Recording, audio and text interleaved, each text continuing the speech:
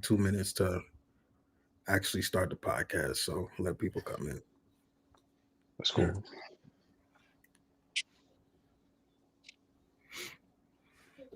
Anyway, get out of here. Hi. Can we go back downstairs?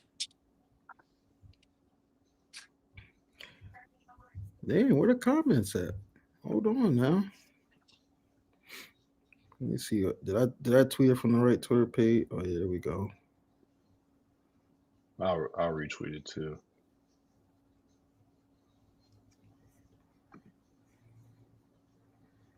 Patrick is in there. There we go. They're coming now. Big win. Big win. Hold on, let me change my mic. That's what I did not do.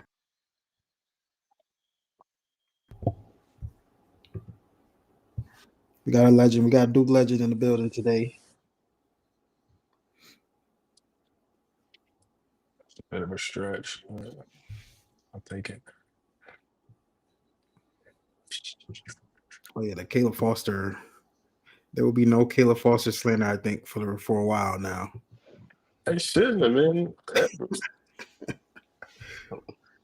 That's my guy. Yeah, he's done. He's done well, man. All three ranked games, he had a big play down the stretch. The 3 against Arkansas, he had the strip against Boogie Flan against Florida, and he hit the 3 tonight, and those 2 free throws, which I know we'll talk about. But look, that's what you want to see from a upperclassman for sure. Yeah, he doesn't need to. He doesn't need to do anything crazy. Yeah, I think he plays his role very well. Yeah, just take care of the ball, get it where it needs to go. And it goes unsung, but he plays really good defense. Like, dude, he gets a great in defender. Yeah, he's a great defender. All right. I mean, there's a reason. Fears went 0-10. Yeah. Oh man, we gotta talk about Fears too. Well, we will. I know we will. All right, let's get started. Hold on. The 3 of you guys, man, thank you for what you guys do, and appreciate you guys having me on. We were trying not to score, and everything was about 33s or something. Yeah, I mean, we kind of felt that. We kind of feed off that energy. This place is amazing. Like I really love Duke, and I love the atmosphere I'm in here. Mark Williams, beast mode. Paolo first half, he had the cramping stuff. Fair enough. Beast mode.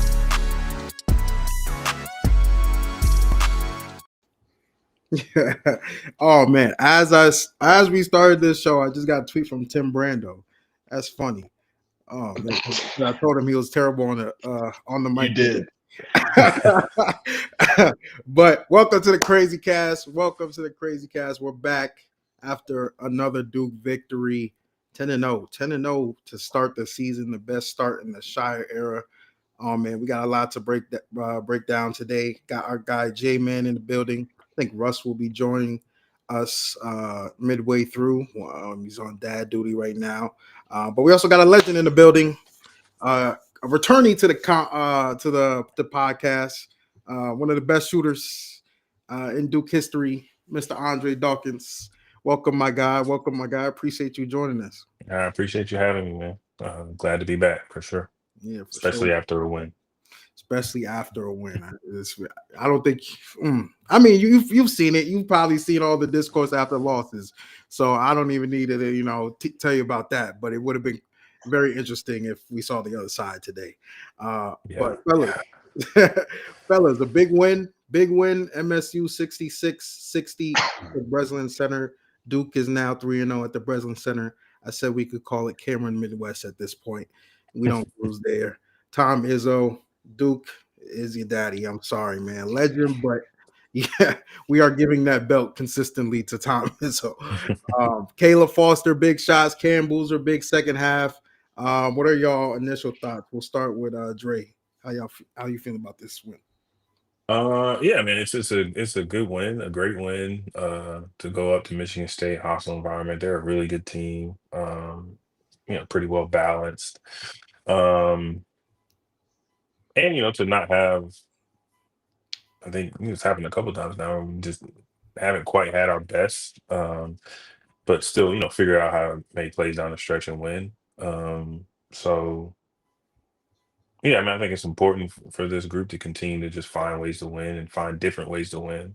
Like down the stretch of this game, going to a zone and using that to get stopped was impressive. You know, I'm sure they don't do a ton of work on zone in practice, so being able to make that adjustment and dealing with foul trouble, Cam going out. Obviously, it was pretty late in the game, but even still, not having him for that last possession is difficult. So, yeah, I mean, I'm impressed with how they've just been able to kind of figure out ways to win down stretches of games, and even more so on the road in a hostile environment. For sure. Yeah. Yeah. I mean, to go off of that, I mean, this team, 3 straight victories against ranked opponents, and they've battled adversity in all 3 games in different areas. And that's something like, Zion, I've been on this show, especially last year against the Arizona win. I said a ugly win is better than a pretty loss. And so, like, Right. to have these rock fights and win, especially on the road, like at Michigan State, which is a tough place to win, and you go from a 67-66 win at home against Florida, the reigning national champs, to a 66-60 rock fight win at Michigan State. It's impressive, man. Like somebody always steps up if it's not with Cam Boozer. The go screen with Isaiah Evans is automatic for Duke. They're now 3 for 3 successfully running that, where during the Kansas game right before half, they ran it, knocked down the 3. Obviously the Florida game winner. And then they were up 2 against Michigan State. I think it was 57-55, and ran the go screen action, gets fouled on the 3, hits 3 free throws, makes it a 2-possession game. So like they're executing what they need to in crucial moments. And then Cam Boozer, he steps up. If he has a quiet first half, he's not going to go away quietly in the game, and has 18 15. All of that basically was in the second half. So this team, they're a wagon. Yeah, for sure. And Cam Boozer, to piggyback off that point, that dude is just a winner, man. It's just like I don't even know if there's any else way to explain him. He just wills his team to win. And I mean, he did it all of high school. That's why he has all the accolades that he does, obviously on the USA level as well. The man just whatever we need, he's going to take care of it for us to get the W and put us in position to win for sure. Yeah. But even I guess even after this game, we're now looking at 10-0 for Duke. We now have I want to say a pretty good sample size looking at this team. What are y'all early impressions just of this team in general? What they could be? For me, I think the defense definitely stands out. I mean, through the first 10 games, I think they've been one of the better defensive teams in the country, and that's impressive for a team full of freshmen. And young players, and obviously, some sophomores too. So what's something that stands out to y'all, JMann? Just their defense. I mean, look, the offense is going to struggle, especially early November, December. You're still figuring some stuff out offensively, but the defense, they were a unit last year early in the season, and now John Scheyer's done a really good job of just having team defense for back-to-back years, to where Maliq Brown, he had a quiet game this game, but the dude steps in, and I call him Swiper for a reason, the way he impacts those plays. And you see other guys stepping up. There's some elements to defense I like to see a little bit better, like transition defense. But in the half court defense, this team they do the spacing well. We talked right when we started about Caleb Foster's on-ball defense. He sets the tone. He's kind of Duke's, honestly, their defensive identity. Like if I had a guess of one person, I'm like Caleb Foster. He's going to guard your best player. He's Darius Acuff to now Jeremy Fears, and he's going to do a good job against those dudes, and even Boogie Flan, Xavier Lee. And just their identity right now, to me, outside of Cam Boozer being a guy that can do it all, is how good they are as a team defense in the half court. Yeah. I agree. I mean, I think you guys, start talking about John as like he's consistently putting out one of the better defensive teams in the country year in and year out. And super impressive to be able to do that with all roster turnover from year to year, and still the same thing is happening on the defensive end. Think about looking at this box score, shooting sub 39%, 30% from 3, 65% from 2. If you just gave those numbers pregame, you're like, it's going to be a rough one. But to shoot those percentages and then still come away with a win at a top 10 opponent, gym is super impressive. And so for me, it's kind of exciting because I don't think that the struggles on offense continue Mm, throughout the year. Like Isaiah Evans isn't going to shoot as poorly as he's been shooting. Like we're getting really good looks. Teams are going to have to continue to sell out to try and stop Cam in the paint. And so at some point, um, I think this group figures it out on offense. Again, this is a new group, bunch of new guys playing together. And as that happens, they just get scarier and scarier because the defense is still going to be there. So you know, you can't if you can't hold us, you can't win when we're shooting 38% and 31% from three. It's going to be a hell of a lot harder to win when we're back around where we should be, mid 40s and 36, 37% from three and 70 something from the free throw line. So yeah, I mean, I'm excited to see this team continue to grow. Again, going back to Jonathan, his MO every year has been to have teams improve as the year's gone on. mm, And so um, for me, I think, I'm excited to see how this team grows, where they go. Got faith in John that he's going to continue to push and continue to adjust and do the things that'll help the team get better. And mm. like I said, they're not going to continue to struggle like this on offense for the whole season. So they should be fun to watch. Yeah, and I guess since I before we get back into the game, we both of y'all are shooters. So I brought the shooters on. I need some expertise on the shooting woes because even Isaiah, I think coming into this game, he was shooting 32% from three. Um, Obviously, we know he could shoot better than that. It's probably not going to get better after tonight. 2 of 6. I don't know that percentage. Maybe it's 33. About the same, yeah. Yeah, 33, about the same. So maybe he improves a little bit.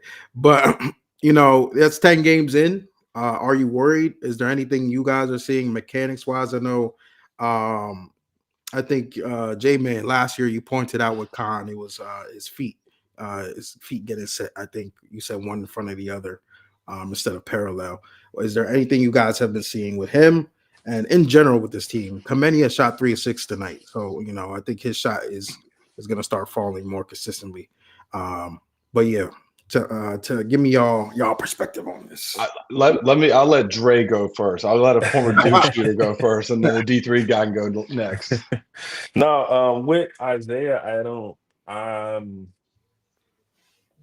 I'm not worried at all. I think he's a guy, and he's kind of different in that he's gonna go through spells where he's not making shots.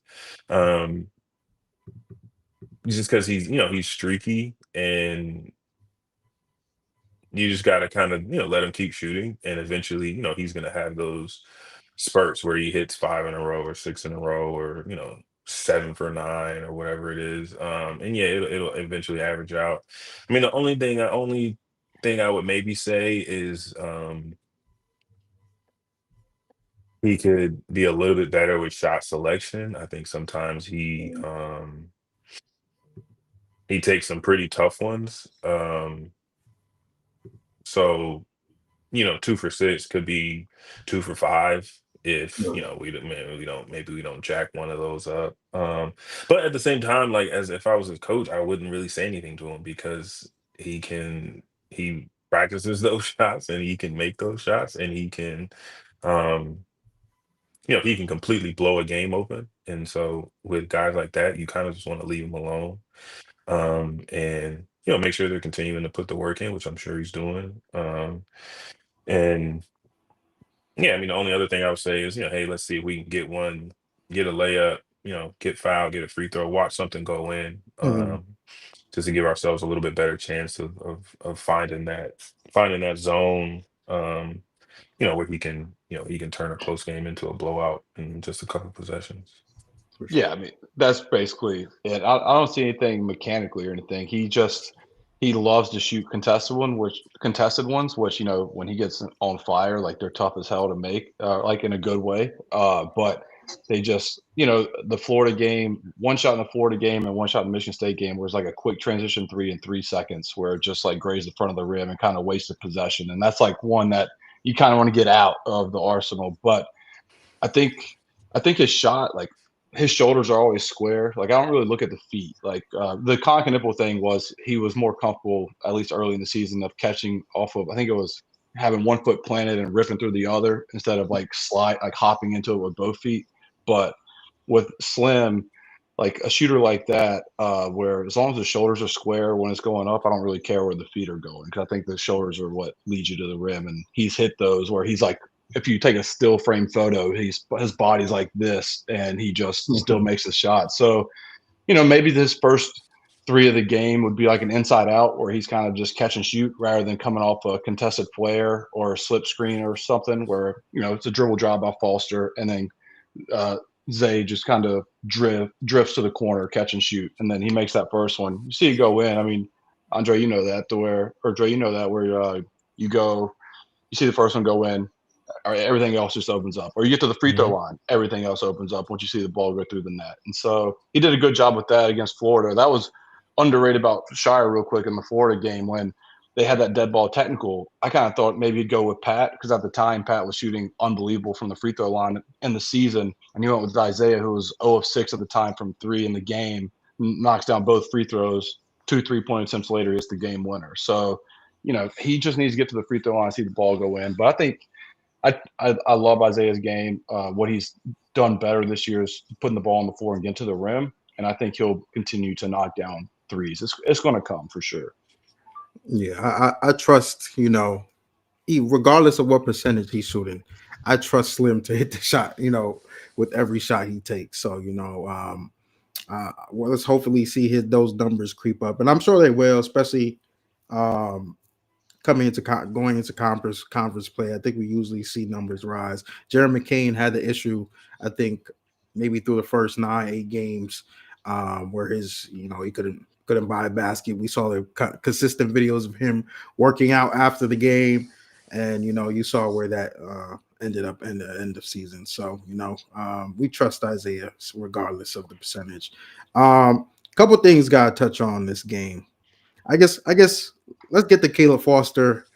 Let's get the Caleb Foster praise out the way, because can Duke fans as a whole, I don't know how many of you in the chat, can we give up the bench Caleb Foster narratives, theories, like put it to rest, man? The kid, this is why you need an experienced guard on your roster. Like even times, I think he won't get a lot of credit even for those Cam minutes. Those minutes Cam was on the bench. And, he was consistently making plays. He had a nice finish at the rim. I think he had another basket during that stretch. He was great tonight. He's an MSU killer. And the hate just needs to stop at this point. It just needs to stop. Absolutely. Yeah. No, I mean, he does his job well. And, his numbers are never going to be gaudy. But that's not really what he's supposed to do. Even his assist numbers aren't going to be great because Cam's such a great distributor, and the ball goes through him a lot. So he's doing his job well. He's making life hard for other teams' point guards. He's getting the ball where it needs to go to. He's taking care of it. He's not turning the ball over a ton. And then multiple games, like when it's got down the stretch and he's had an open shot, he's knocked it down. Tonight hit a big shot, knocked down a couple free throws. So he's doing his job. Not everybody is supposed to score a ton of points and have a bunch of stats. Like his job is to take care of it, lock down the other point guard, hit open shots, get the ball where it needs to be, and he's doing it. He's doing a great job of it. Yeah, Dre, you said it. I mean, he's doing such a good job at his role. Everybody has a role. You have the best player on the floor, Cam Boozer. Now, can you get role players to step up and do what they need to do? And Caleb Foster's done that this year with his defense first, and then these big games lately, he has done an outstanding job of playing that role, especially Arkansas. That 15-8 was unbelievable. But what he's so underrated at is he's such a big body point guard to where he drives and gets deep within the paint to where now the defense has to drop all the way down to where all he's going to do is turn and kick that left-hand pass to Cam Boozer at the top of the key. Is he going to be a pick and pop three, or the defender, a big guy, is going to try and close out on Cam? Cam's going to take him one-on-one because he's off balance and he's going to get to the cup. And some of those aren't assists because, college basketball is weird with assists, and it could be like a hesitation with 2 dribbles doesn't count as an assist. But to me, I always count those as assists for Foster when Duke gets a good look because the defense collapses. Cam Boozer now has his one-on-one mismatch because the defender's out of control trying to stop him. And that's just kind of the underrated part of his offensive game is how deep he can get inside the paint. And then defensively, dude, just you name the guards right now, the last 3 that they just played. I mean, Jeremiah Fear is 0 of 10.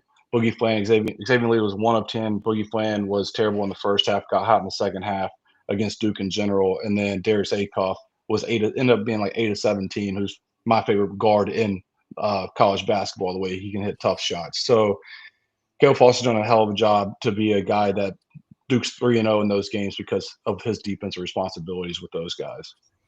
Yeah, and I think his defense doesn't get enough credit, like you said. It's not going to really pop off the screen unless you're really paying attention. I think one guy saw it today, and we also have to address him. Jeremy Fears.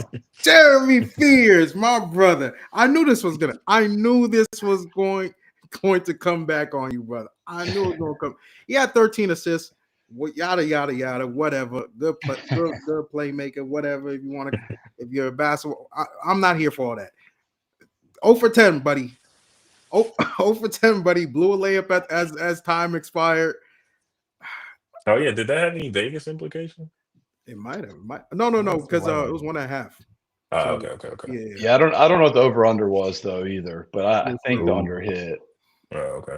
But he's just a pest. I mean, like that's a good thing. Like if you're a Michigan State fan, you love that you have a pest as a point guard. And if you're the opponent, you get irritated. Like Duke fans, we were watching him do obviously the clip that you're showing with first half about F Cam Boozer. But again, when you're Duke, that's what you sign up for. It's what you want. And when you're on the road, you love that environment. So he leans into being the villain, which is great because that's an identity that Michigan State's a tough, pesty team. But 13 assists is a really good number, 13 to 1 turnover. But 0 of 10 from the field, baby, that is brutal. He tried to save it at the end too. Duke's giving him a wide open layup and he can go 1 for 10 and he smoked it. And so like 0 for 10, that's the worst look is when you're 0 for 9 and you're just like, I'm going to steal these 2 points in garbage time and smoke it. That's brutal. But he's a good player. Like he's a really good point guard. But yeah, he was he struggled shooting the ball for sure against this Duke defense. Yeah, I think that goes a little bit. I know last year we had obviously Kamon and we had Cooper. At times even playing the 3. The length of this team defensively is going to cause a lot of issues for opposing guards. Even besides the front court of Pat Ngongba and Cam Boozer, I think that kind of goes under the radar too as well, just with this team. But I think JMann, you still how much time you got? Let me know. I got like 5-10 minutes. You're good. All right, 5-10 minutes. JMann, for everybody, for context, he is going to the ACC championship. So a little 2-parter today. A little 2-part. Hopefully, get 2 jumps. Listen, it could be the best day of my life, or it could be, it won't be the worst day because since Duke won the Michigan State game. But Dre, I tweeted a couple nights ago that if Duke wins the ACC championship, I'm going to get the Hellraiser tattooed on me. But I already have a sleeve, but there's like an open spot on my sleeve, and I'll put it there. So if Duke wins, I'll get tattooed. If they lose, then I don't have to worry about it. Yeah. Oh man, we also we have to address this quickly. Tim Brando, I didn't think he would be the one to respond. I wanted to really get Jim Jackson to respond because he had a lot to say even about Caleb Foster. It's crazy because I found that Caleb Foster nugget of Jim Jackson talking with the Clippers. I think the Clippers were playing the Mavericks. Yeah, they're playing the Mavericks. I was just watching the game as, trying to see Cooper Flag, and I just hear him call out Caleb Foster, and I was like, And then, the stars align, and he's on the call today. Caleb hits the dagger. You can't write a better story. But this crew was awful. I had to watch the game on mute. I'm sorry. I don't mind opposing announcers or whether you're Big Ten, whatever. I love Gus Johnson, but tonight just felt like, every time Duke did something, it was the volume was on 2 versus, Kohler hitting a 3. It was on 25. But look, you did I had a feel, and Brando likes to live in the comment section, so I knew when you tweeted at him there was a 90% chance you were going to get something back, and he didn't let me down with that. But it was the only thing I'll say is it was funny. Michigan State went on a 6-0 run. Duke was up like 10-5, and they went up 11-10 or something like that. And he said one of those patented Michigan State runs, and he was trying to really spark it up. And I'm like, dude, it's a 6-0 run. Then Khamenia hit a 3. Now it's like, what are we talking about? If it would have been the second half, it was a 9-0 run. But yeah, he was really trying to lean into, which look, announcers want to lean in the home crowd environment, but it was a very he leaned very heavily towards that early in the game. Man, never again. We won't have to. He told me he's gonna annoy me, but brother, we will not have to see you again. And if that game in February against Michigan is on Fox, Gus Johnson will probably be on there. So that's a treat. Shout out to Gus Johnson. I had to just call that out for a second. But yeah, anything else you guys see from this game that you want to call out? Pat Ngongba was a little quiet today, 1 of 3. The offense in the first half, we did not get the ball inside. I want to say 70% or 75% of the shots we took were threes. Yeah, a lot of threes in the first half. Is that concerning to y'all? Obviously, they adjusted in the second half.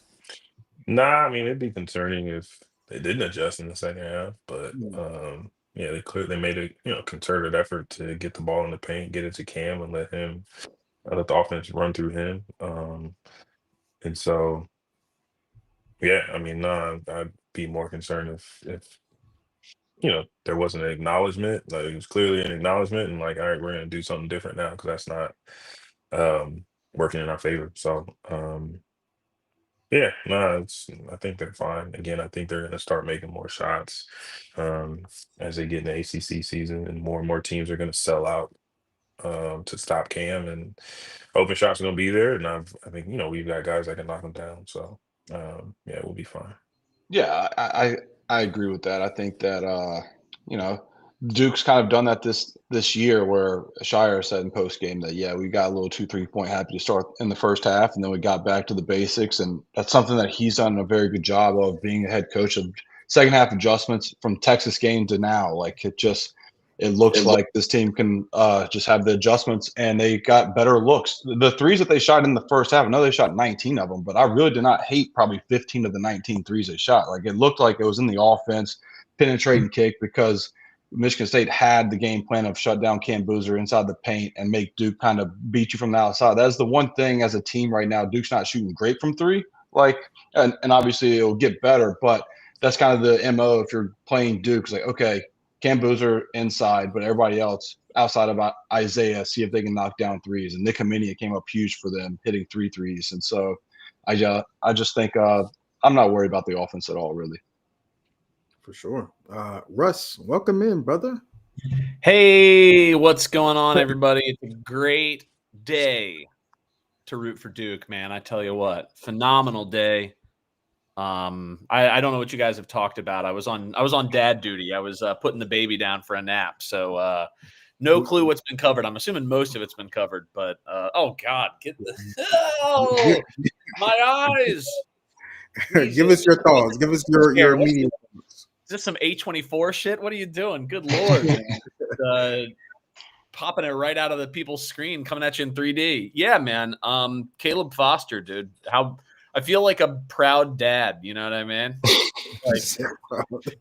Like, because I feel like so much of this season has been people like griping for no reason, and we talked about it on the show, and then I get grief in my mentions all the time, being like, "How can you defend? It's clearly like all this stuff. And then I keep having to go, dude, everybody needs to calm down. The dude's playing all right. He's making a few mistakes here and there, but it's okay. Like, he's coming along.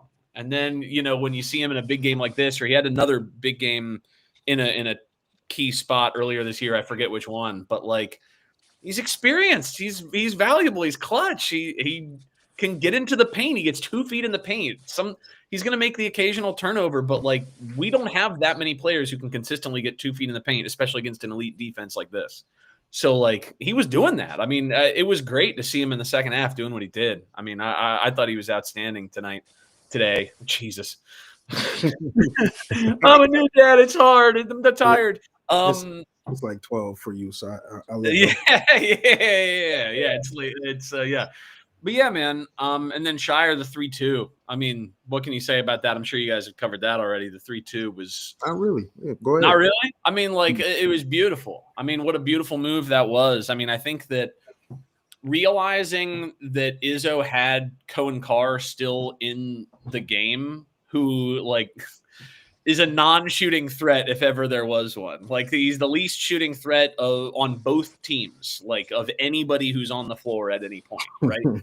So, like, it's just true. Like, he's incredible at what he does, but like, he is not a shooter at all. So, to sort of just go, okay, yeah, he can do his thing, and then to focus the rest of the zone on everybody else and prevent Cam and Pat from, getting more Maliq and getting more fouls, and let out a couple offensive rebounds there, but that happens in zone from time to time. That was just so clearly when you look at the shooting splits, and they had them on the screen at one point. I forget what it was, but at one point it was like 1 for 10 or like 1 for 11 after, they switched or whatever. I mean, like, it was so clearly incredibly effective. And I feel like sometimes coaches get too cute by half, right? They'll switch to the zone and then like switch back to something, right? They'll flash it, right? They'll do a little bit of that. No, he was like, hey, this is working. let's ride this train, to the finish, man. And it worked magnificently. I mean, I thought that was beautiful. And then Cam Boozer, what can you say? Everything else that happened today, what can you say? I mean, it was great. Just a really, really enjoyable game to watch. And even when things looked bad or we weren't playing well or we had the foul stuff that's going to happen when you play a team like Michigan State on the road, I mean, like, I never felt like the game was out of hand. I never felt like Duke was playing quote unquote badly, because I mean, this Michigan State team is very good. And we were playing on the road against a team that might not have like elite individuals, but as a team plays very, very well. And like, they were, even their offense, I mean, like, they were generating some really good stuff in the first half. I mean, just, but Scheyer adjusted, the defense adjusted, Cam Boozer, did what he does. And here we are now, sitting at whatever we are. Are we 10-0? Yeah. I mean, 10-0. I mean, with such a hard run of games in there too, and we've won them all. I mean, I think that's incredible. I think that's great. I'm on cloud 9. Nah, it definitely is, and we'll have to start thinking about when that first loss is gonna come, because I don't know. I thought it would have happened by now, entering the season, but 10-0, we'll take it. Can we admit though there was an uneven whistle tonight? Well, yeah, it was crazy. Well, of course. I mean, like, look, especially you remember those games against like Tony Bennett, Virginia, like at JPJ, right? Like, when you're a team that makes its wins out of playing more physical than the other team and grabbing every board and everything, like, you will have advantage at home. Like, every team has to some degree home whistle advantage. They always do. But like, today they had it, won the game anyway. What are you going to do?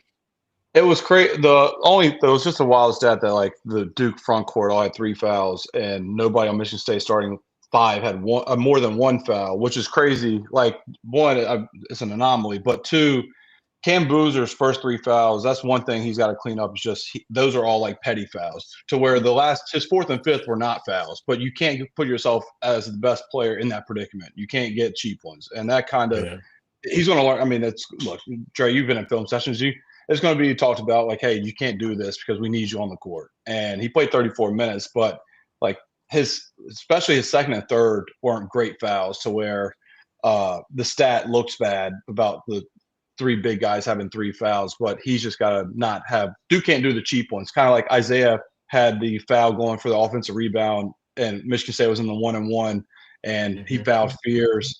And, like, so Duke's just got to be better at not committing silly fouls in a game like this. But I do think the no call when Boozer had the pump fake, had Cohen Carr in the air, and he chest bumped him going up, I was like, oh, my God, we are really letting them play around the rim. Yeah. But, look, that's just shows how tough this Duke team is. Yeah, it was. I mean, I try not to like put too much stock into what the refs are doing. I try to not either, but I just chalk it up to they're just not good. Not that they're like trying to hurt either team, or just maybe they're just not very good. But like, Dre, Cam's, presumably when you were playing, Dre, like y'all would, when you'd go on the road, but that had to have been a point of discussion against, certain teams. Like, you're not going to win the 50-50 calls or even the 60-40 calls today. It's just not going to happen. No, I mean, I think we just played. Really? Fair enough. I don't remember Coach ever really saying anything about it. Like, but I mean, you kind of understand, like, like you mentioned, you're playing Virginia. They're going to be physical. Yeah, no, I don't think it's not something we talked about in like pregame. You just got to play. But yeah, like Cam's fifth foul was terrible. If we're gonna call that, then we just can't play because it's the foul. And like, it's funny because like they showed that like the fifth foul, they showed it like 3 times, and I'm like, that's awful. But then it was rough. The play before where he kicked it out to Cephas, he's going into the paint and guys like he's got a hand wrapped around him, he's got his hand on his arm, and I'm like, nothing there, but he sneezes on a guy and we give him a handful. But yeah, I mean, it just it is what it is. Like, we get some calls, we don't get some calls. Glad we won the game regardless. Yeah, and I was just thinking the Maliq Brown got called for an illegal screen because Fears embellished it. He flopped, because he fell, and it's just like the frustrating part of the inconsistent whistle, like as a player and a coach, is just like you don't know what you can do. Like you're calling it one way, you're calling it one way this way, and the other way is completely different. And it's not like Dre said, they're not purposely going after Duke. It's just I need some sort of consistency. If you're gonna be bad this side, then be bad this side. Just don't be call bad. it tight. If you're gonna be bad, then just be bad. Yeah. Because I'm perfectly fine with letting them play. Like I'm like the UVA thing, that pack line defense, they'd never get in foul trouble ever. And I'm like, that's just that's fine. You go to UVA, both teams have 4 fouls going into the final 2 minutes of a game because they're just letting you hack it out, and that's perfectly fine with me. It's just the annoying ticky tack. Yeah, I think that it wouldn't have been as annoying if Zion's new best friend Tim Brando and Jim Jackson weren't saying like they had the comment about like, oh, they're really letting him play, and then like there was I think that was immediately followed with Cam's 4th foul, and they were like, boy, not a lot of contact on that, but you can't do that, or like you can't, at a certain point there are just things that you can't explain. And again, I don't think it's malicious. I think there's a psychological impact on when you're a ref and you're trying to be balanced and you're in a place where everybody's screaming for one team. I mean, like I forget what, like there's a study done or whatever, but like every team does have a home whistle to some degree, and it's not malicious, I don't think, but it also happens. Like it happens in Duke's favor too, right? Like it just is what it is. So I also try not to I wasn't trying to tweet about it too much. I really thought the Jeremy Fears undercutting Pat was the one that was the most crazy. That was rough. That one was really difficult to swallow. Again, I really try not to tweet about refs at all, but that and I phrased that one to try not to make it too whatever. But like, man, that was a bad call. That was just a flat out really bad no call there. Yeah, that's rough. That was Yeah, that you can't take out a guy's legs like that. I know he's trying to hip check him, but like the arm bar, and then when you do that, you're gonna clip a guy's feet like that. And that was luckily Pat was all right. I know his ass. I know that had to hurt like He's crazy. gonna be Like sore tomorrow. For yeah, sure. yeah. Him rolling around like that, people probably like, what the hell is he doing? Trust me, that is a horrible feeling where it's just not going. It's not going away, and you're just like, oh my god. Yeah, So yeah, he's gonna be sore tomorrow. At least then he's we got a week and a half. added. Yeah. I was worried about old big fella falling on him too. I Oh, thought he Yeah, for jacked sure. up his Yeah, leg. on his legs. Yeah, Pat needs to get an NIL deal with Icy Hot after that. Like, I was about to say, give him something. you gotta get that man the icy hot, man. Tell him to hit up Shaq. Man, I just lost what I was gonna say. I just lost what I was gonna say. Blank. Yeah. Well, we also do have calls. God, the calls are just gonna be about the refs. I'll tell you right. It's just all gonna be about the refs. It's kind of, man, I don't know. I'm always torn on that. Like the calls went one way, but like we won, and I'm inclined to just be like, all right, next game, tough road environment, tough whistle one time, we won. Oh, I remember. Oh, JMann, you gotta head out, man. All right. Yeah, I gotta bounce. Appreciate you, man. Good luck tonight. Hopefully Duke wins. Dre, we have to address this because I always see this quote. Nice. That's this? What was this moment like? Is this a true story, obviously? And what was this moment like when you heard this? I don't know if that's like this exact quote, Black but quote? I Okay. think I know he definitely has said something to that end, like that's kind of like the whole purpose of winning on the road is like watching teams lead, like watching their fans lead. That's like the most. I don't know. That to us, that was like the best part of winning on the road. It's like not only we went on the road, but y'all are getting in your cars and leaving before the game's even over. Especially because you know how it is when we go on the road. It's like it's the event. They're there early. Their students are there early, yelling at us, da da da da. And then so to go from like you guys are on 10, from an hour and a half before the game to we still got media timeout left, and your guys are walking towards the stands. Yeah, I love that. I really enjoyed that. I will say though, speaking of playing on the road, I remember I think it was my junior year, so it was with Austin and Seth and those guys. We were playing at Florida State, and I don't know. I guess at some point they had someone from the Florida State security team and like grabbed coach in pregame and was like, "Hey, so after you guys lose, we came on the court one way. He's like, so the fans are going to storm the court and you guys are going to lead this way. You're not going to go the same way you came on the court." Coach was pissed. Well, he said that before the game? Yeah, they said it. They said it to coach before the game. And he was hot. Like, he usually will come in and, before we go out for our last warm up, he kind of goes over like, last lineup, here's our lineups, matchups, here's game plan. Like, he didn't go over any of that. He was just like, these motherfuckers told me we're going to walk off the court this way. And he was like, we're walking off the court the same effing way we walked on the court. Hey. And so like that was like all we needed to hear. And so we were ready to run through a wall when we played there. And yeah, I think we ended up winning going away, and sure enough, went right off the court the same way we came on the court. So yeah. You said that was Florida State. Florida State junior year. Yeah. Okay. Junior year. That's a dope story. Dope story. That's another one we gotta meet. But yeah, let's hop into calls. We got a couple. I want to say 6. Hopefully, y'all directed one at Dre. I was not able to review these ones, but I see a lot. I see a lot of familiar names, so I'm trusting y'all. I see a lot of familiar names, so I'm picking the good people. There's an anonymous one there, so let's see. First one, the first one is Monty. You know, we could trust Monty. Hopefully. All right, hold on.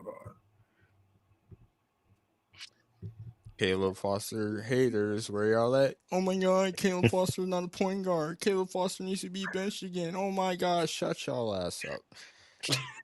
And respect the brand. I mean, Good call. Good call, Monty.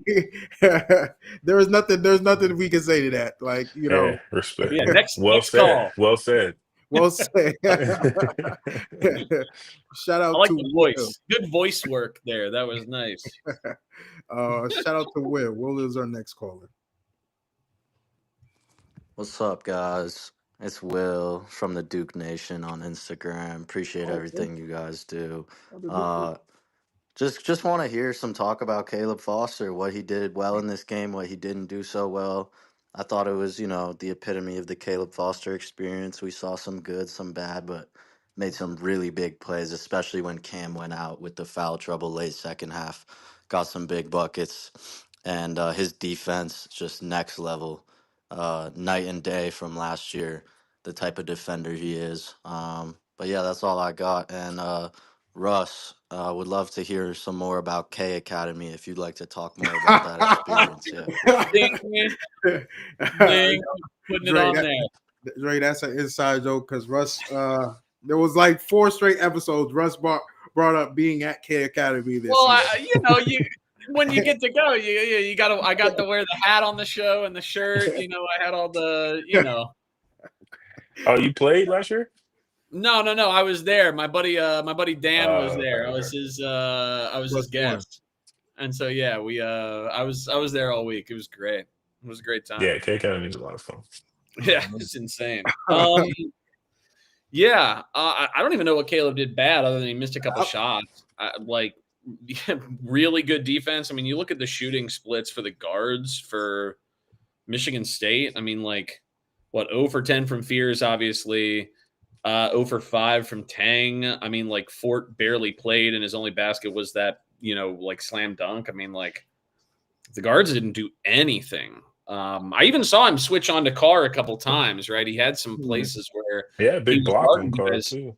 He had a block. Big block, that's right. I'm really impressed with how he's doing in the switch, how he's holding up, because I feel like teams maybe are trying at times to get him on to bigger guys, but he fights so hard on that end, and he's still pretty big. He's not he's not a slight dude, even if he is giving up, several inches of height to some of the guys he's guarding at times. So I don't know, man. I was really impressed with Caleb today. This was his best game of the season. Presumably, I'd have to think back, but certainly felt that way. Yeah, I'm trying to figure out what negative is like. I think he was great. He was great for the Arkansas game too. I guess that's the other one where he was really good. But yeah, the jumpers, I guess, was the only thing. The open jumpers, maybe hitting some open shots tonight, but I don't think there was much negative from Caleb today. I don't know, Dre, if you got it. if you make the one that counts, it doesn't matter. Yeah. Nah. I mean, even still, I don't. Whatever. He can miss shots for all he's doing, all the points he's saving us on the other end. Shit. Right. Yeah. We want him to take the shots that he shoots. I'm glad you brought this up, Zion. It's always funny when this happens, man. Also, I was specifically not complaining about the refs. I thought we were pretty tame about the refs. I was trying to get us off it. Yeah. Also, this is. Do you not see the background? Bro, it's I know, Monty must have the goofball. He called it the goofball. We're I don't know. We are pro Duke here. So very pro Duke. I don't know how much it could be more obvious. But yeah, G. Willikers. We're very We're very upfront about that. So, oh man, the next call, Baking Ape. I've seen your name on Twitter, so I'm trusting you, brother. Yeah. Hey, what's up, Crazy Cast? Really enjoy the show. This is Patrick speaking. Just wanted to ask about John's implementation of the zone defense. Maybe about 3 or 4 minutes in the first half. Haven't gone back and watched the game. And testing it out for a couple possessions. And it seemed to be working. And then, to the best of my memory, he goes back to the man-to-man. And then implementing it again with maybe 7 or 8 minutes left in the game. And Izzo looked like he had no answers for it. Just want to get your feelings about that, both you guys. And yeah, hey, what's up, Andre? Love you, dog. Hope everything's good. And yeah, thanks, guys. Hey, good Nice. call, man. Appreciate you. Yeah. Did y'all No, see yeah, I thought some in the first half? I was chasing around my kids. I only had like half an hour. I only saw the second half. Yeah. Oh, so am I the only one who saw most of the first half? Yeah. No, I saw it. I was watching. I just wasn't watching like that. No, I wasn't. Yeah. I mean, I saw Michigan State fans. There's one big guy I follow. He was saying he doesn't know why Scheyer did it more often. I mean, I personally don't think they needed it even that much. I think it was more so when foul trouble happened, because in the first half we held them to 33%. Like they struggled in the half court. They couldn't get anything in the half court. Most of their points came from transition points. Even like there was a clip of Scheyer from the Fox broadcast saying, like, our transition defense is great. We just can't give them free points, on fast breaks. I thought, I thought probably he went back to man because it was working. Like pretty much everything was working except losing Kohler on his pops in the first half where he hit 4 threes. And I thought, what did MSU end up shooting? They scored 60 points and they ended up shooting 31% from the field. Yeah, I mean, over 36% from three. So like maybe in that respect there could have been some consideration there. But when you look at who was making the shots, I mean, like I don't think Scott's shooting like 21% on the season, and he made those like 2 in a row, right? Like he made 2 all season before this game. You have to live with the Duke those. effect. Yeah, you got to live with some of those guys making threes. I do think there's potentially something interesting about considering when you're playing a team. I don't know that Michigan State necessarily is where I would do it, just because they're so incredibly good on the boards. But like, if you are facing a team that's not a very good shooting team, Duke has such ridiculous length, and they'll probably be able to out rebound most teams, that like throwing some zone in here and there is probably not the worst idea in the world. But also against all those same teams, we're also going to have an advantage in man-to-man. So like, I don't know. I think it's they can do no wrong defensively as far as I'm concerned. They've got a lot of options, Yeah, I think it was. I mean, just obviously outside looking in, I think it more than likely was a part of the game plan to throw a little bit of zone at them, especially with them not being great at shooting. And then I think, Cam getting his fourth was another factor in it, and trying to go to zone. And then also just like kind of getting them out of any type of rhythm, right? Like, you kind of get used to playing against their man, and you kind of get a feel for what's going on, and then throwing something else at them kind of shocks the system a little bit, and it's like, oh man, now we got to do something else. And so I mean, I think that there are a lot of factors in it, but it worked well. I agree with what you said. Like, I think they're just a good team on defense, regardless of what defense they end up playing. So yeah, but I do like the idea of having something to change the pace and change kind of the feel of what's going on, especially if a team is getting into a little bit of a rhythm against your man. Right. Yeah, I don't remember what kind of zone was deployed at all in the first half. Again, I wasn't really paying that much attention, but doing one that was more of a 3-2 to prevent fears from, like waltzing around the way that he was. I mean, he's very good at like getting to his spots. He just doesn't make baskets. But other than that, he's very, very effective at what he does. So, to try to get him specifically out of the rhythm of running the offense the way that he was, I thought made that second half defense great.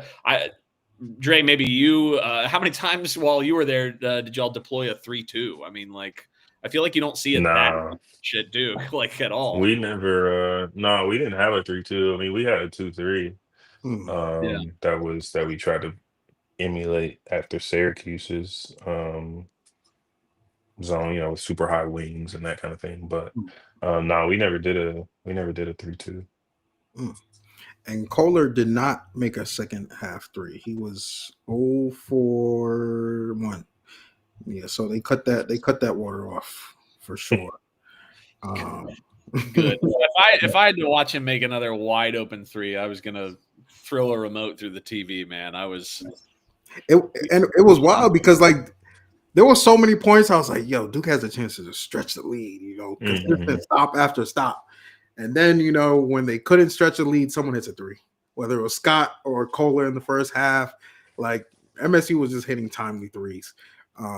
The Scott ones you live with, though. The Kohler ones, you cannot let him shoot open 3s. He was shooting like 43% coming into the season, coming into the game or whatever. Like he's one of their only shooters, if not like their only shooter, like with consistency. So then, like, to leave him wide open, and I get that they were running some things where it was like your choices are Kohler shoots and you try to stop Fears from getting inside, especially because you know that they're going to plan on Cooper and Carr like getting some alley-oops and lobs and things.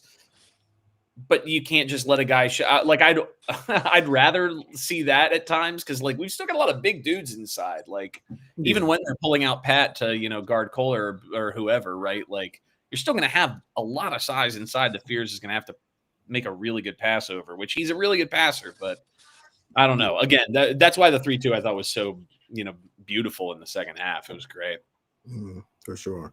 We will get to that question later, B-Dot, when we get to this call. Who's up next? We did Monty. Okay, Derek. This is your third time calling, Derek. Shout out to you. Derek. Hey, Crazy Cast. It's Derek here again. What a win.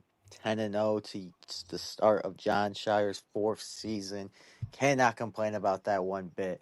We have a long way to go, and that's the scary part about this team is, man, once they start clicking on different weapons, they're going to be hard to beat. But Caleb Foster, phenomenal guard play down the stretch, really took that veteran leadership. You can tell he's been a guy that's been here before.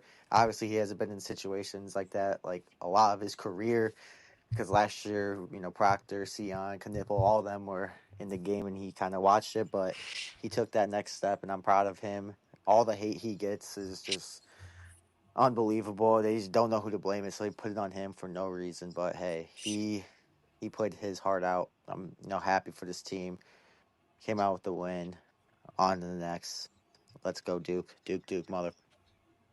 Oh, wow, kept it clean for us. That was nice. Yeah, I mean, Zion, I feel like we said early in the season, or maybe it was just on Twitter, I don't remember, but that my expectations were kind of a junior year Wendell Moore kind of production from Caleb. Like something where everything sort of ramps up, the efficiency ramps up, like everything is and just counted on to make things happen when it's necessary, when you need that leadership, that veteran leadership.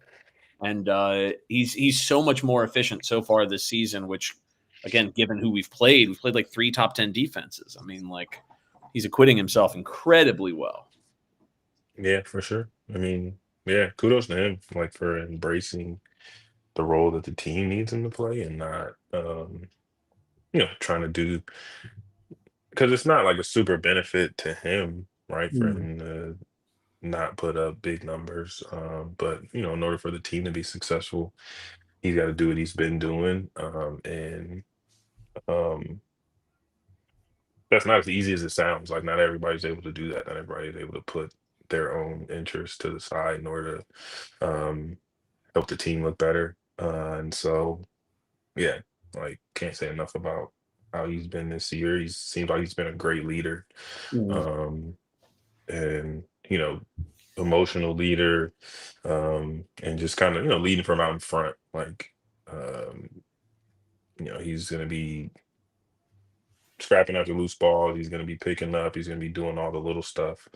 And so, again, yeah, like kudos to him for like really embracing what it is that the team needs him to do, as opposed to fighting it and trying to do what personally would Right. help him. But at the same time, I think like being a person that is going to buy in and do exactly what the team needs to do, eventually does help him as an individual.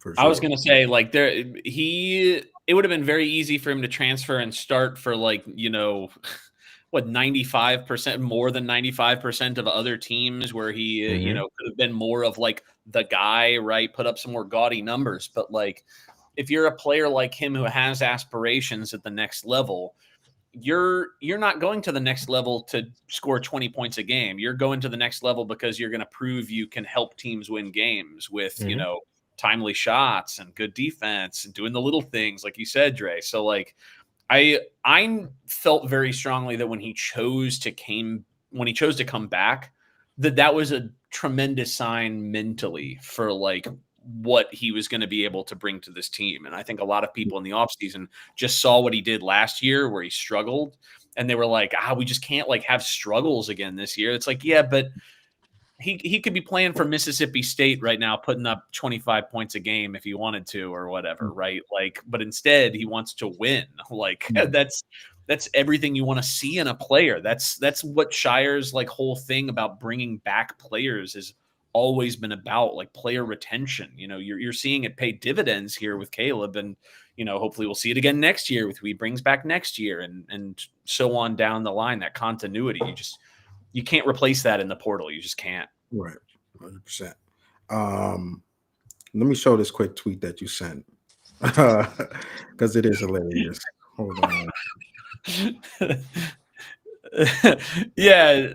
No, and people are trying to go at this guy in the comments, but I actually I think it's a good, funny tweet that probably, if you're a Michigan State fan, is probably relatable. Duke just tends to win the game against Michigan State. Like, if you're not up like 20 against Duke, then like odds are you're gonna lose. I mean, like for those listening on audio, the tweet says there is almost no point in ever watching a game against Duke that you think you can win. That is it's from a Michigan State account. Yeah.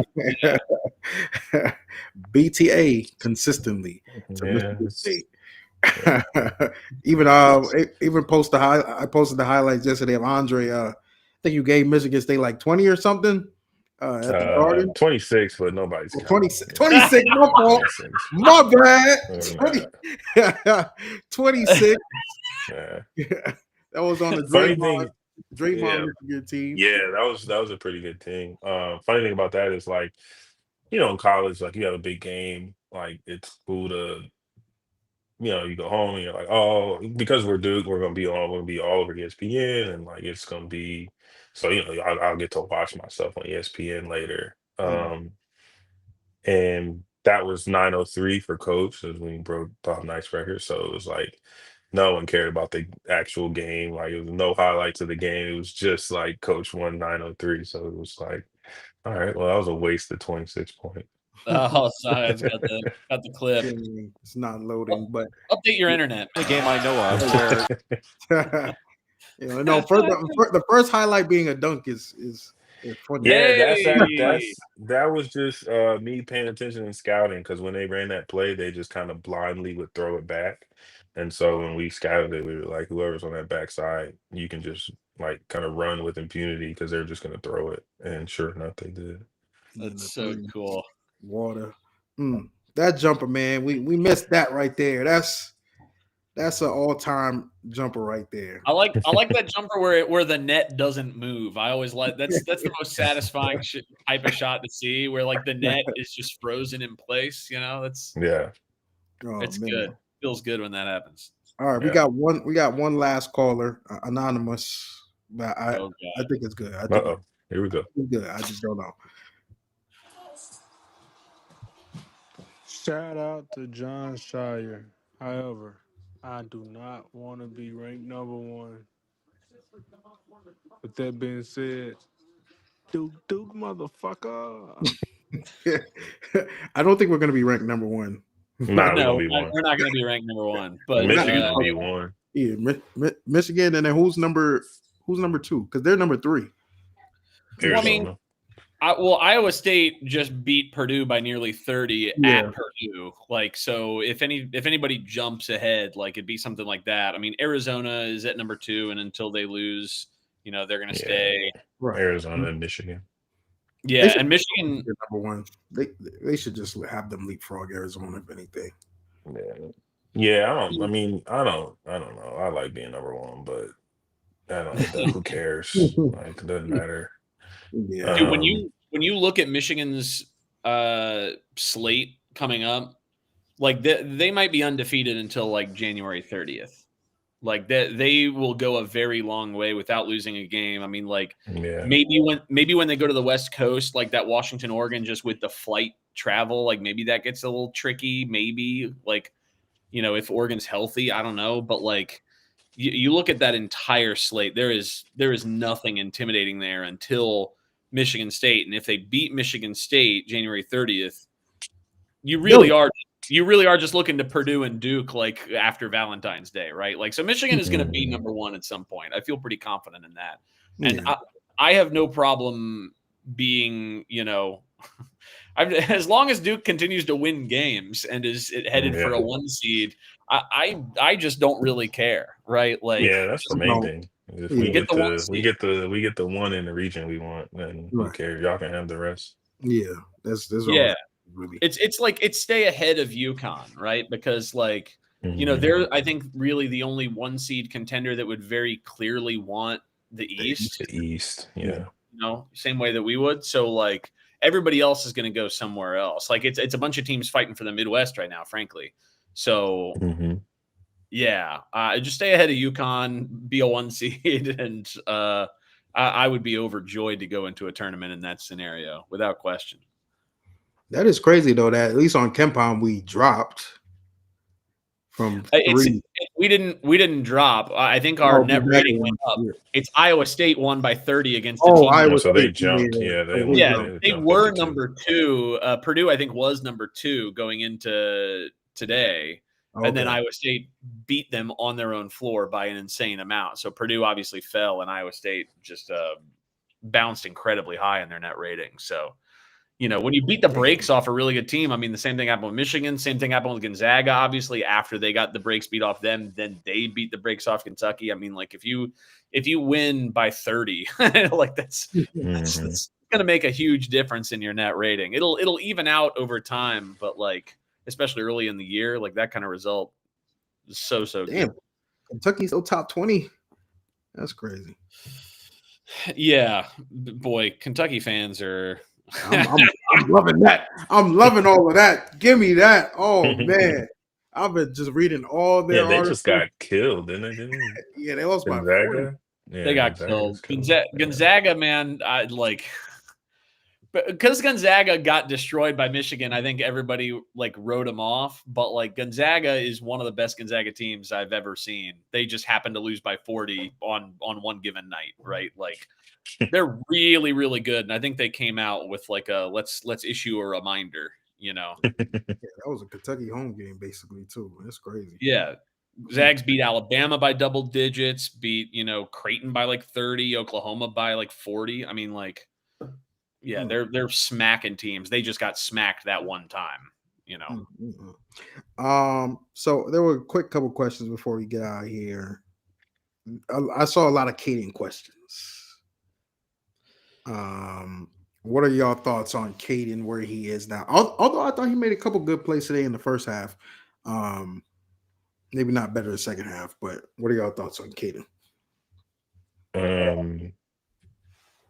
He's a freshman. Like I know we typically have, great freshmen who come in and make huge immediate impact, but like I mean making that transition from high school to college is difficult, and he's just working through it. And he's got a guy ahead of him and Caleb that's doing exactly what the team needs. And so yeah, like I don't know if there's anybody's gonna like figure it out and be effective. Like it's one of the Boozer twins. Like obviously Cam's been doing really well, but Right. just I think their basketball IQ and their just competitive nature. Like I have faith that Caden's gonna figure it out and be a piece that helps us as the season goes on. But yeah, it's early and he's a freshman. He's just trying to figure it out, and he's playing at a tough position, right? It's not like you come Yeah. in play on the wing. It's like just score the ball. Like playing point guard at Duke is tough. So Yeah. yeah, I'm not too worried about it. He's 10 games into his career. Like he'll get better. He'll keep working at it. I know the type of work him and Cam put in and the competitors that they are. So he's not gonna stand pat and um, be satisfied with where he is. He's gonna keep working and Mm. I think he'll be fine. Defense for freshmen is insanely hard. That's basically all Yeah. it is. I mean, like that's all it is. Unless you're a freak athlete, and even for some freak athletes, defense is just insanely hard.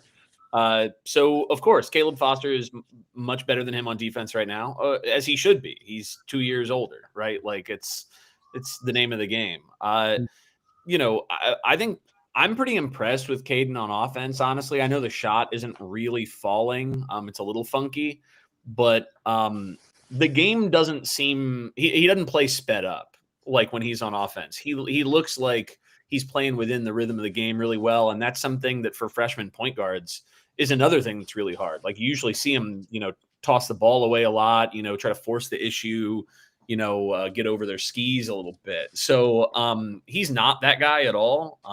Very, very good, as we saw in the first half. He made some really nice plays.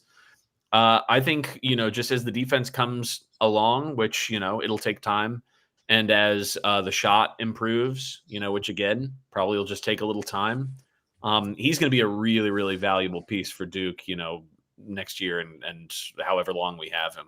I'm a big, big believer. I think he's a stud. It's just early. That's all it is. Yeah, and I did like a couple of when he got downhill today. He threw a lob. I would like him to utilize that floater a little bit more. I think he has that. He's got that. Yep. Yeah, he could use that more. He could have had more assists. He made a couple of really nice passes to shooters that just didn't make the shot. I mean, he had a couple of beauties in there. I mean, like Nick had a couple real nice passes too. I mean, we had a lot of I thought the passing was on full display today. It's just, the shots weren't falling as much as, would have made the game a little more comfy. But we were getting great looks, I thought. Yeah.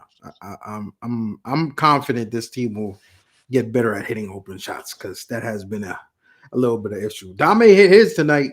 Good shot from Dame. And obviously Nick hit a lot of shots as well. So, we're getting there. We're getting there. But like Dre said, it's 10 games in. It's early. So, let the boys get comfortable.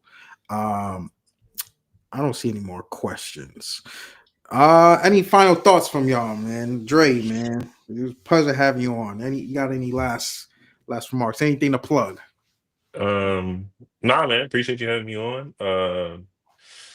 No, nothing to plug. Or anybody in the Triangle area, a couple of weeks, we're coming down to do a Christmas tournament with my high school team. We'll be down in the Triangle area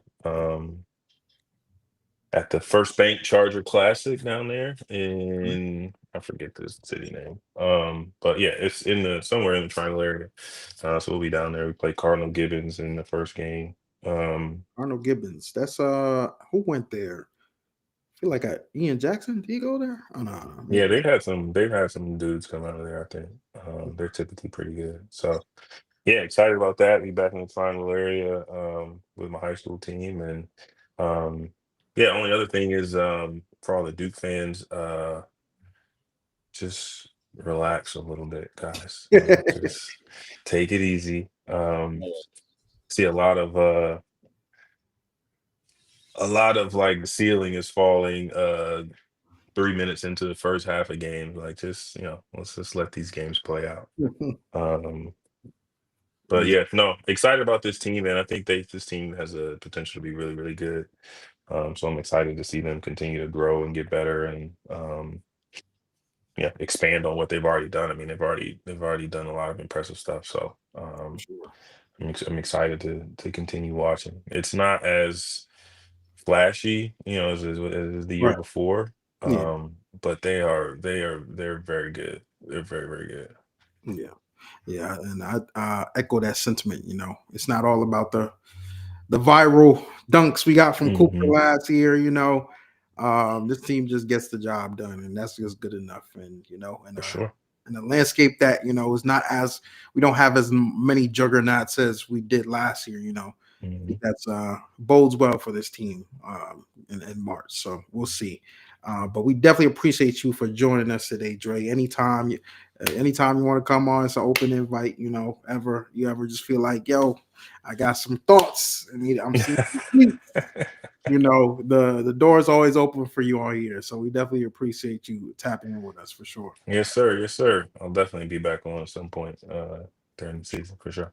For sure. Russ, any final thoughts, man? Yeah, I mean, I still see people, chiming in on, concerns about Dame, concerns about Darren. Like, nah, dude. Like, not really. Like, no. I mean, Darren's playing 6 minutes a game in big games. That's 6 minutes more in big games than he was playing last year, right? It's a process, right? Like, it's incremental improvement. It's exactly the sort of thing we've been talking about with Dame. I think his defense is really good, frankly. I think his defense is really impactful. The stats all back that up.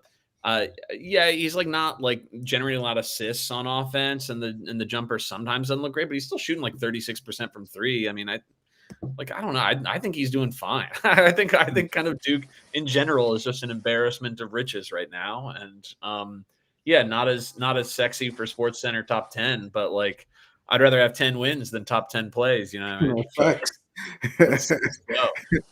The sky was falling last year after we lost to Kentucky and Kentucky and Kansas. Yeah, he Kansas. lost a couple early ones. Yeah, the sky was falling. So, you know, a little bit Yeah, better. Scheyer can't win the close games. Scheyer can't win the close games. Now we've won a bunch of close games in a row. A bunch of close games, a bunch of great calls down the stretch. Found his Yeah. little two-man game with the ghost screen with Isaiah Cam.